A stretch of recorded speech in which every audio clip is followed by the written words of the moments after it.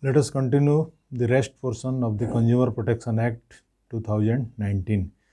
So, under this new legislation or new act, certain new things had been incorporated in comparison to our old act. So, here there is a provision of section 89. Under this section 89, punishment is also prescribed for false and misleading advertisement. So, any traders or any unscrupulous trader intentionally giving a false or misleading advertisement to deceive the consumers. So there is a provision of punishment just like penal provision. 2 years of imprisonment is prescribed under this new legislation, and with penalty of and the fine provision also prescribed. So definitely under the earlier act, this type of the penal provisions or penalty systems were not there under our old act, but under this new legislation, the law has been very strict, and the stringent punishment is also prescribed for the person who is committing fraud or any person who is giving false imputation or false or giving any misleading advertisement so as to deceive or cheat the consumers. So these are definitely it is very welcome legislation, and the provisions of punishment has been prescribed. That's why definitely the unscrupulous traders, they will think of before doing anything. So definitely it is welcome legislation. Then under this new legislation, another very important system is also there: punishment for manufacturing of, sale of, storing of any distributing spurious goods.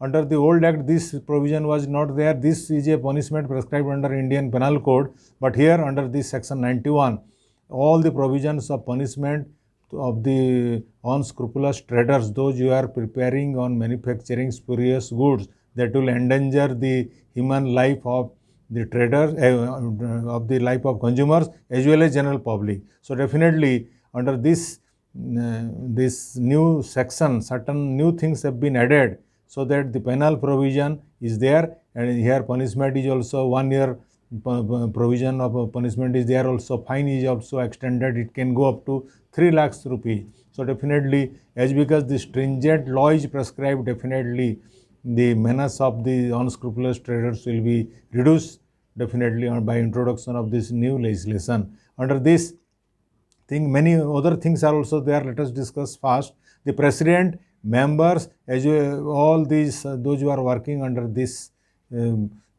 forum for adjudication of dispute, they are coming under the ambit of public servant as defined under section 21 of IPC. So they are all called the president, and all the members, those who are adjudicating all the disputes under this forum, are coming under the purview of public servants, and they are answerable to government, and their certain protection is also given to them, just like public servant, whatever that is given under section 21 of IPC. So all these persons, the president, members are deemed to be called as a public servant.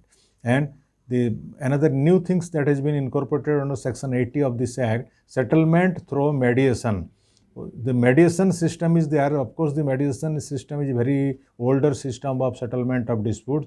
All these things are given under our alternative dispute resolution system. So mediation is very important factor. So under this mediation, a group of penal persons, they will decide the dispute, and just like one kind of, you can say exactly not arbitrator, but it just following the principles of arbitration.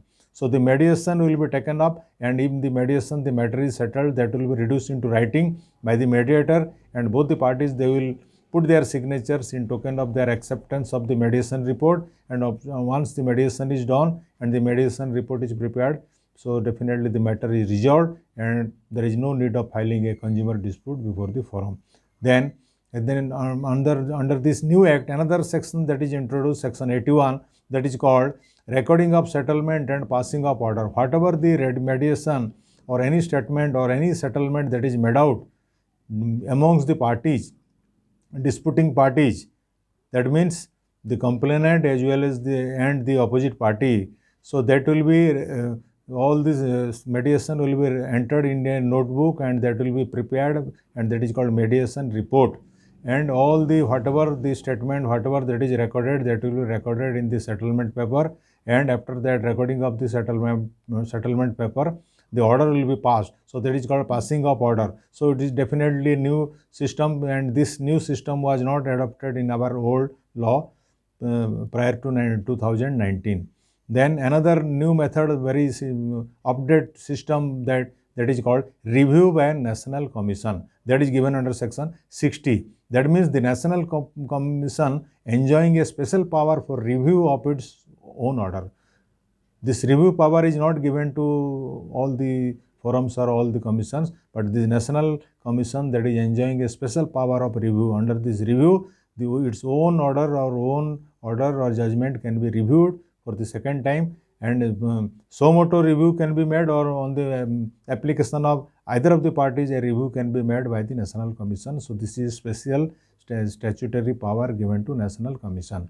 Then another very important aspect regarding transfer of cases from one commission to another, that is given under section 62. Under this, the National Commission is having the empowered with the statutory power for transfer of cases, that is from one district commission to another commission. The National Commission can pass order, and from one state commission of one state to another state commission, a case can be transferred. So this transfer of cases power was specifically given under the new legislation. Earlier in the old act, this transfer of provision was not mentioned in this act. So definitely by analyzing all these things, all these systems of the benevolent legislation, all the systems that has been followed, the review method is there, the settlement procedure there, recording of settlement papers are there. All these are new development under this new legislation, and earlier under our old act all these things are not there, and certain new things and are added. Especially the punishment, the punitive power is empowered, that is given to the commission. The different commission, they are having also power to punish a person regarding this preparation or selling or misbranding or preparation of spurious drugs. All these things are punishable under IPC previously. Now that section is there under IPC. Still then, apart from that, under this benevolent legislation, certain new things has been incorporated or added, so that the consumer or in general public on whole, they will be saved from the menace or the activity, the illegal activity done by the unscrupulous traders, just to deceive the innocent consumers and innocent person. So all this system taken into account, all these things are definitely very welcome legislation, and that is welcomed by all the public. And many case laws have been prepared in this time, and many new things has been added. Certain these new things which are not given in our old act also incorporated. So definitely this is very welcome and definitely benevolent legislation, and it will keep the update standard of the general consumers, and the consumers are definitely likely to get sufficient fair justice and equity by applying all this system, whatever that is given under this new act. So to sum up all these things, now let us conclude. The consumers are the first person under this act. The main attention of this act is to give sufficient protection to consumers from deception or cheating done by the unscrupulous or on the illegal activity done by the illegal traders. So definitely the traders, the activity of these traders are protected under this law by the imposition of the severe stringent punishment that is prescribed under the different sections of the new act. The traders are also be cautioned under this act, and the protection of the consumers is also taken into consideration. So on the whole, the consumers are definitely benefited under these new provisions of law. So with this, I am concluding the entire Consumer Protection Act 2019.